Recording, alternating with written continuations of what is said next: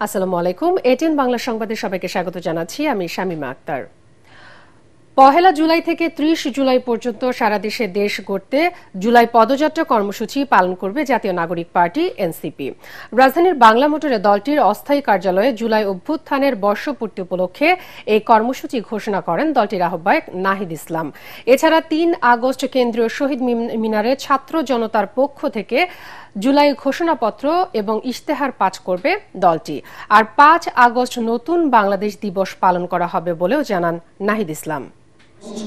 আমরা পহেলা জুলাই থেকে ৩০ জুলাই দেশ গড়তে জুলাই পদযাত্রা, এর মধ্যে ১৬ জুলাই বৈষম্যবিরোধী শহীদ দিবস পালিত হবে।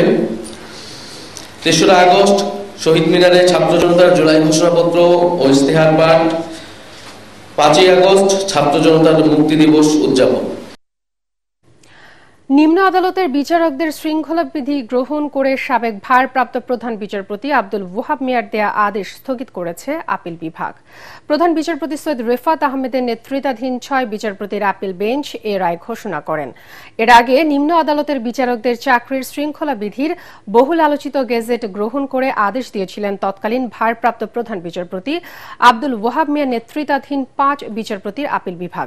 এরপর গেজেট প্রকাশের আগে এই বিধিমালায় আপত্তি জানিয়ে তা আইন মন্ত্রণালয়ে ফেরত পাঠিয়েছেন সাবেক প্রধান বিচারপতি সুরেন্দ্র কুমার সিনহা।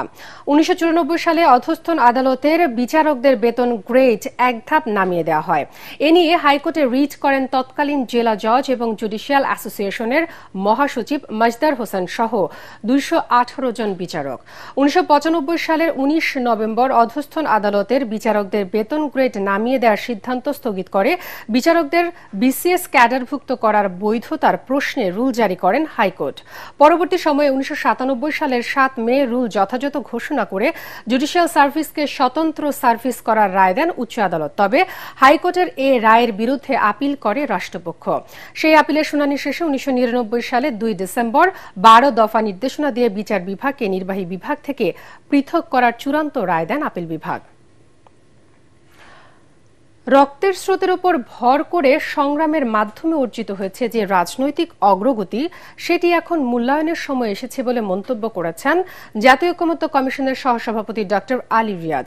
সকালে রাজধানীর ফরেন সার্ভিস একাডেমিতে জাতীয় ঐকমত্য কমিশনের সাথে রাজনৈতিক দলগুলোর দ্বিতীয় পর্যায়ের ৭ম দিনের সংলাপে তিনি বলেন, জুলাই আন্দোলনের যে অঙ্গীকার তার সার্থকতা কতটুকু পেয়েছি সেটাই এখন দেখার বিষয়। তিনি বলেন, ঐকমত্যের আলোচনার গতি আশানুরূপ নয়। রাষ্ট্রের প্রতি সকলের পক্ষে দায়িত্ববোধ আরও দৃঢ় হওয়া প্রয়োজন। অগ্রগতি দরকার বাস্তবায়নে। আলী রিয়াজ আরও বলেন, কমিশন জুলাই মাসের মধ্যেই জুলাই সনদ প্রকাশের যে প্রতিশ্রুতি দিয়েছে তা কতটা বাস্তবায়িত হবে সে বিষয়ে আশঙ্কা থেকেই যায়। চলমান এ সংলাপে বিভিন্ন রাজনৈতিক দলের প্রতিনিধিরা অংশ নিয়েছেন। এনবিআর অচলাবস্থা কাটছে না। কমপ্লিট শাটডাউনের অংশ হিসেবে চলছে লাগাতার আন্দোলন ও কর্মবিরতি। মার্চ টু এনবিআর কর্মসূচির আওতায় সারা দেশের কর্মকর্তা কর্মচারীরাও অংশ নিয়েছেন আন্দোলনে। এদিকে শনিবার ব্রিফিংয়ে সংস্কার ঐক্য পরিষদের সভাপতি হাসান মাহমুদ তারেক জানান, চেয়ারম্যানের পদত্যাগের আগে সরকারের সাথে আলোচনার কোনো সুযোগ নেই। এ সময় তিনি জানান, আন্দোলনকারীরা ব্যবসায়ীদের প্রতিপক্ষ নয়। এদিকে আন্দোলন চললেও আন্তর্জাতিক যাত্রীসেবা আন্দোলনের আওতামুক্ত রয়েছে। কুমিল্লার মুরাদনগরে দরজা ভেঙে ঘরে ঢুকে এক নারীকে ধর্ষণের অভিযোগে মূল অভিযুক্ত সহ ৫ জনকে গ্রেফতার করেছে পুলিশ।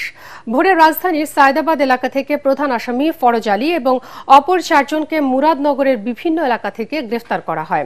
পুলিশ সুপার নাজির আহমেদ খান জানান, গত ২৬ জুন দিবাগত রাতে মুরাদনগর উপজেলার রামচন্দ্রপুর দক্ষিণ ইউনিয়নের বাহেরচর ৫ কিত্তা গ্রামে এ ধর্ষণের ঘটনা ঘটে। পরে ওই ভুক্তভোগী নারী বাদী হয়ে মুরাদনগর থানায় ফরজ আলী প্রধান আসামি করে ধর্ষণ মামলা করেন। এরপর সাঁড়াশি অভিযান চালিয়ে প্রধান আসামি সহ মোট ৫ জনকে গ্রেফতার করা হয়। গ্রেফতারকৃতদের বিরুদ্ধে প্রচলিত আইনে ব্যবস্থা নেওয়া হবে বলে জানান পুলিশ সুপার। এদিকে এ ঘটনায় আওয়ামী সন্ত্রাসীদের আশ্রয় প্রশ্রয়দাতাদের দায়ী করেছেন স্থানীয় সরকার ও ক্রীড়া উপদেষ্টা আসিফ মাহমুদ সজীব ভুঁইয়া। শনিবার দিবাগত রাত 2টার দিকে তার ফেসবুকে দেয়া পোস্টে তিনি জানান, তার এলাকার লোকজন দেখা হলেই বলে গণ অভ্যুত্থানে দেশ মুক্ত হয়েছে, কিন্তু মুরাদনগর আরো বড় মাফিয়াদের দখলে গেছে। মূল মাফিয়াদের লাগাম টেনে না ধরা গেলে ভবিষ্যতে পরিস্থিতি আরো খারাপ হবে। এদিকে এ ঘটনায় বিক্ষোভ করেছে ঢাকা বিশ্ববিদ্যালয়ের জগন্নাথ হলের শিক্ষার্থীরা।